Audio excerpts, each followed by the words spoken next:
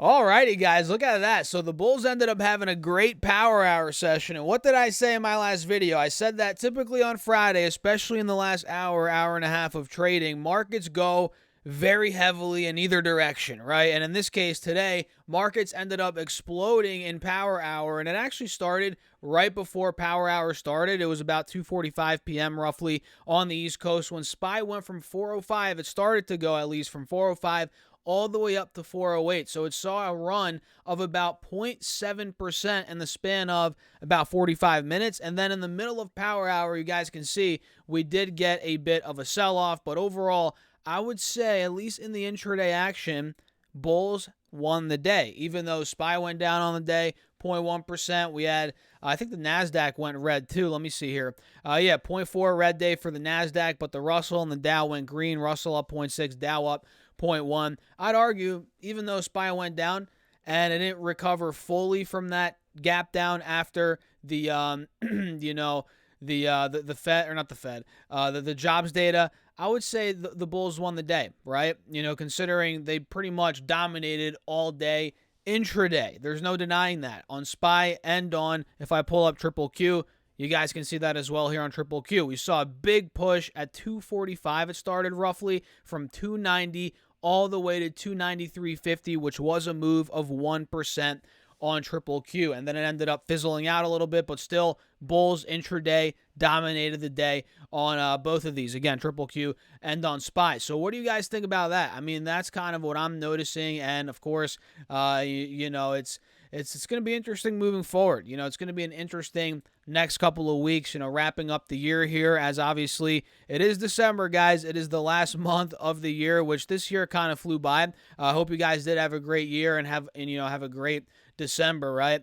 It's going to be a great month here of December. So, yeah, it's going to be interesting. 296 is a big spot on Triple Q, like I've been saying for the Bulls. If we break that next week, we might get that Santa Claus rally, or, technically that would confirm maybe some sort of Santa Claus rally. SPY, if it ends up breaking above 410, 12, 13, that could be a sign of maybe a Santa Claus rally. So, yeah, I mean, at this point, a lot ways, it's on the shoulders of the Fed. Jerome Powell, what's going to happen at the next CPI, number, right? The next Fed meeting. That's what the markets are waiting on.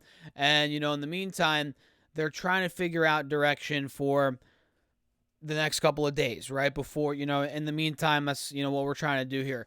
And we'll see. We'll see. It could be a great month of December, but of course, there's always a chance of a curveball being thrown, which, in these markets, we've gotten a lot of those. So let's see what went down with oil. Probably nothing much from when we previously covered it.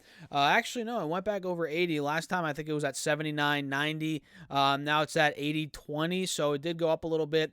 And still, clearly, it's in a downtrend on the 4-hour chart. On the 20-day chart, well, I mean, you could argue it's above the moving averages, but still, I mean, it's in a downtrend, guys. Oil does not look good. And if I pull up the 4-hour again, does not look good. But some of these energy stocks, let's dive into some energy stocks. Then we'll talk about some big tech stocks and just run through the watch list and see kind of what ended up happening today. Typically on Friday videos, guys, I just like hitting record and not freestyling it because we do have a format, but just running through stocks, just talking about whatever, just different sectors, right? So let's see how energy did, and let me actually get some water. Cheers, guys. I do have one of these big glasses here. So, yeah, let's see. So, I'm saying so a lot. Let's see. Energy. So, we have Exxon Mobil. Let's pull this up. Exxon Mobil right now is in an interesting spot. You're noticing a bit of a head and shoulders, right? Let me pull that up. We have the left shoulder right here. We have the head right here. We have the right shoulder right here. And we're pretty much sandwiched right now between these moving averages on the 4-hour chart. You guys see that between 108, 112 bucks. So what direction are we going to pick? That's the $1 million question. Is Exxon going to break 108? Is that right shoulder going to start forming potentially, which could get it down towards 100, maybe even under 100 in the short term? I'm going to set my alert at 108 for that to see if that ends up happening. Or, of course, the flip side could happen. maybe we break 112. Maybe we start going back to test 115, which is where we failed about a week and a half ago, right? So I'm going to put my alert at 112. Mark is at or above as well. That's the beautiful thing about alerts, guys. You set your alerts, and you might forget about the stock, but you know how you open ThinkOrSwim every morning and you hear the big ding, ding, ding, ding, you hear all the bells. Well, guess what? Those are the alerts, and you're going to be like, oh, I remember that. Let me see how this stock's doing. Oh, let me see how this is doing, right? So alerts are very important, and, it's just a basic thing to do. To put it at, put them at key levels. So that's Exxon right there. We'll see where it goes, depending on the direction that it picks, in the very, very short term. If it does break 108, we could fill the gap down to 105 initially. Then, like I said, maybe down to 100, 101. But if we break 112, 115 will be next. And then if you guys recall, the all-time high on this stock, 117. That'd be the next point, which, 117 was the all-time high from 2008. So let's see how Chevron did today. Chevron is CVX, and I have a couple that I always just run through. This is the same thing. Head and shoulders, sandwiched between the moving averages. Let's see, direction on CVX. We're going to have to wait probably, obviously, until next week, right? Occidental Petroleum is now, wow, this one's under the moving averages now. We're seeing a death cross, and the head and shoulders is actually well in play. I mean, this is kind of what Exxon and Chevron could turn into maybe next week. If this, this is clearly ahead of the process here, for the head and shoulders playing out, so this could probably come down even more, maybe down to 67, 63. These are the next type of, supports that I'm seeing moving forward, and the right shoulder, if I pull up the, not the channel tool, the little trend line right here, it's holding on by a thread. Look at that. If I zoom in, you guys see that. If we fail right here at 67, we're going to go straight down, like I said, to 63 most likely here on Oxy. And that's where it's going to get interesting. If it goes from 63 to then 57, man, I might be interested in looking at it. I'm not going to lie. We shall see. So that's Oxy. What else here? Where's my note thing? Hold on. My note app. You guys can't see this, but I can see it, and it has all the stocks listed. Let me see. Wait a second. Oh, yeah, Devon Energy. That's right. Devon Energy. Let me move my screen over. That doesn't affect you guys, right? Nope, it does not. If you guys didn't know, I got a new monitor here, and I've been messing around with it past couple of days, getting used to it. And let me tell you, I freaking love it. I have my laptop right here. You could tell the different angle, right? And then I have the monitor right here. And I've been messing around with it because I'm not going to get into this now, but the display I had, the display I had for the first couple of videos I made was a little bit wrong, but I figured it out, and now I have ThinkOrSwim. You guys can clearly see it. I got a couple comments when it was like this. Do you guys remember? I could actually change it now. When it was like this, it was way too stretched out, and you guys really could not see anything. But yeah, let me not get carried away on this little side tangent, and now I just got to get it back to how it was. But yeah, either way, guys, if Oxy breaks that point, watch out below. We could start selling off, at least in the short term from there. And I'm not too concerned about it. I do think energy stocks do have potential still. But we'll see. At some point, they're going to have to start selling off. But I don't think we're fully there yet for a massive sell-off. Maybe a little short-term sell-off, but not a ridiculous sell-off. Oh, I almost got it. Wait. I almost got it. Come on. Okay, that's good enough for now. I'll figure it out later. But yeah, what do you guys think about those? I think another one was Devon Energy. Yeah, I got sidetracked there for a second. Devon Energy is DVN, and this is another one. I mean, we have the head and shoulders that's playing out. We called this out a couple videos ago. Now that I'm thinking about it, with Oxy too, you can see here. Head and shoulders played out. We have a death cross, and it's holding on above 68 by a thread. We're probably going to break that point, guys, at least in the short term. And then I'd be looking for maybe buying pressure to come in anywhere from low 60s, high 50s. That's what I'd be looking for. So, yeah, Devon Energy is ticker symbol DVN. Keep your eyes out on that one. And for big tech, let's run through how big tech did today. Let's go over my favorite big tech stock, which you guys probably know. If you don't know, I'm going to tell you right now, it is Google, which for sure it's struggling a bit right now fundamentally, as all advertising heavy businesses are. But of course, there's cycles in business, and we're in a downward cycle for that. But will that last forever? I don't think so. And I'm looking really long term with this stock. And at these levels, guys, to be honest, I haven't bought in a couple of weeks. I can't remember the last time I bought Google. It's been a while, but I'm still holding, still holding. And if it gets down under 100 again, especially under 90, that's when I will be buying again. But right now at 100, I could buy. I mean, I love the company, but it's a hold for me right now. And I'm not planning on selling it for, again, a very long time. I'm just holding on to it right now, and we'll see. We'll see how it goes overall. But today, Google had a 0.4% red day, a little bit of a red day today. Apple, let's pull Apple up. Let's see here. Apple ended up having a 0.3% red day. And there's a lot going on with Apple, China, the protests. Apple's not saying anything about it. Who knows what's really happening, right? I mean, God knows, guys, what's going on in China. We can't fully even trust what they even say, right? I mean, who's to know what's real, what's fake, what's happening, what's not happening? No one even knows. I mean, but at the end of the day, we do know there's protests. I mean, I don't think that's fake, and definitely at the Foxconn facility. But I don't know. We'll see. But at this point, like I said in a recent video, Apple's chart does not. Well, you could argue there is an inverse head and shoulders, but the trading is so choppy. It's so freaking ugly looking. I don't even know how to say it, but it's, I don't know. I'm not touching the stock right now, but I can see if you made the argument, stocks, inverse head and shoulders. Okay, I can see that.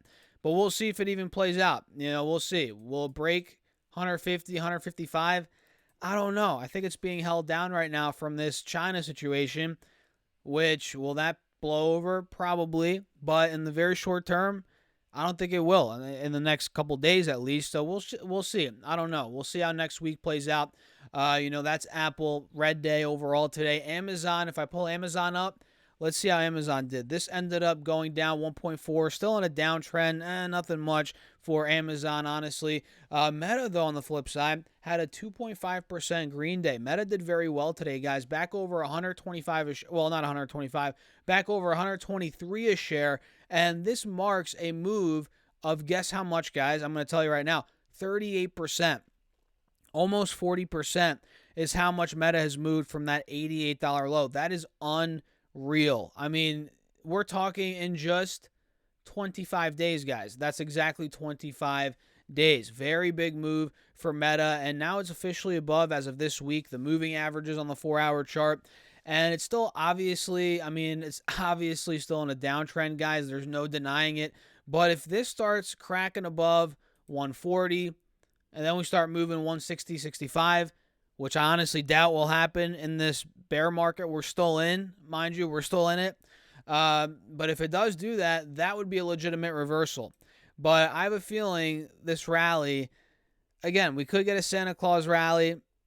It could run a little bit more Meta, the whole stock market, for maybe another couple weeks, maybe 2-3 weeks, But then when the reality hits in January, like, oh my gosh, maybe inflation's not going to come down, or maybe the labor market's still very strong, and Fed's going to still be going crazy with these interest rates, hiking the interest rates. At that point, these rallies might fizzle out. That's the thing that's in the back of my mind right now. I'm not going to lie to you guys. It's looking good right now. There's a lot of green in the very short term, but I feel like after Christmas time, even in the next 2-3 weeks, it's going to come quick.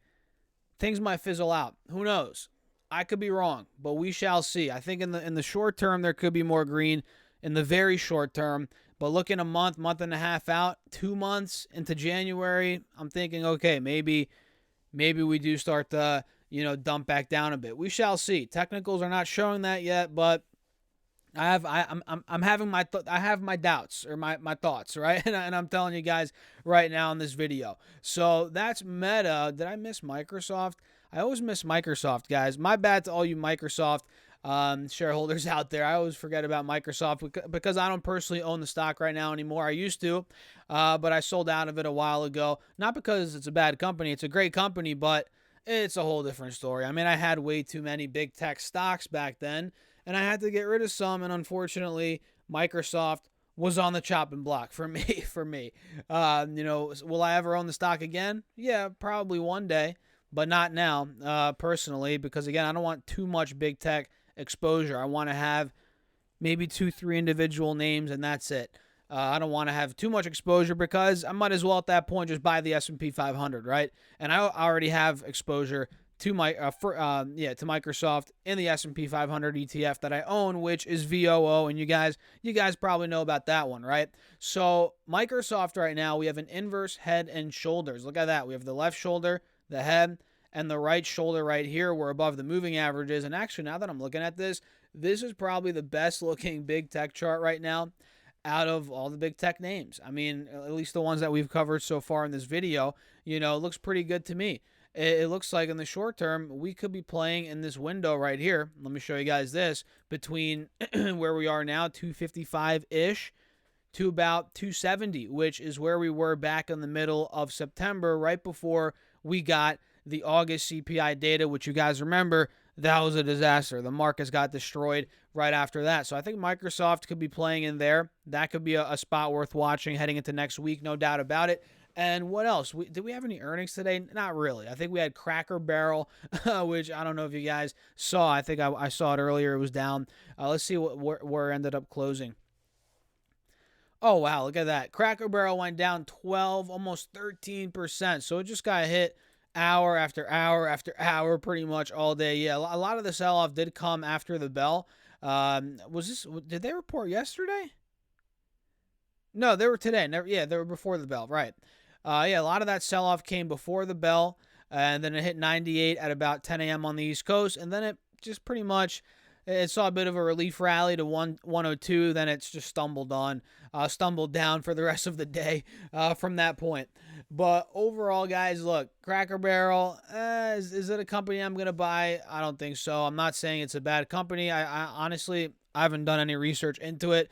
And when you just look at Cracker Barrel as an investment, on face value, I'm like, would I even want to go deeper into it? I'm not knocking it, but I'm just being honest. That's how I'm thinking about it, and I'm sure a lot of you guys would agree. But let's see what they actually even reported. I forget. Let's see here. They did 99 cents, which missed the $1.22 in EPS estimated, so that's not good. And sales ended up, did they beat? Yeah, they beat $839.5 million versus $835.72 million. So they missed EPS. They beat on sales, and comparable store retail sales rose 4.3%. Not bad. They see full year 23 revenue growth of 6 to 8%, wage inflation of 5 to 6%. Okay, that's still under the actual inflation, way under. Adjusted EPS of 99 cents, blah, blah, blah, blah, blah. So, yeah, that's pretty much everything. Let's see. Q1, same restaurant sales up 7.1%. Same retail sales up 4.3%. Is there a difference there? See, that goes to show I don't know much about this business. I don't know. But overall, either way, that is a little breakdown of Cracker Barrel. Am I going to rush and buy this? No. But as a trade, it actually looks pretty interesting. At this point, well, not yet. But if it's able to consolidate, if the dust could settle anywhere from 95 to 100, mind you, we had a 13% red day, but if this is able to fall, or not fall, but consolidate, maybe we could get some sort of relief rally play on this, but not anytime soon. Well, maybe not in the next couple of days. Let's put it that way. It's going to take a little bit. You guys can see last time I got hit during the last earnings report. Look at this. It played out beautifully, actually. Let me show you this.